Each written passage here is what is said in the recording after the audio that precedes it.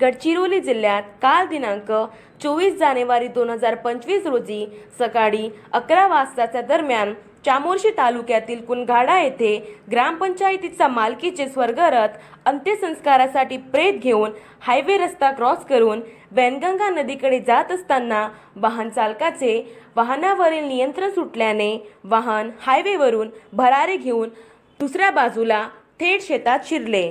वाहनावरील जवळपास 7 ते 8 लोक किरकोळ जखमी झाले असून त्यातील एक अंत्यविधी पूर्ण केल्यानंतर गंभीर जखमी झाल्यामुळे त्याला प्राथमिक आरोग्य केंद्रात दाखल करण्यात आले व नंतर गडचिरोली सामान्य रुग्णालयात नेत असताना येवलीजवळ त्याचा हृदयविकाराने मृत्यू झाला। कुनघाडा येथील प्रभाकर विठोबा वासेकर यांचे निधन झाल्याने MH33 T1395 क्रमांकाचे स्वर्गरथ प्रेत घेऊन जात असताना वाहन चालकाचे नियंत्रण सुटल्याने गाडी हायवेवरून भरारी घेत शेतात पडली। वाहनातील भगवान गव्हारे, विनोद सातपुते, कवडू सातपुते, बंडू वासेकर, काशीनाथ कुकडे, लोमेश सातपुते, योगराज बुरांडे, मारुती सातपुते यासह आदी लोक जखमी झाले आहेत।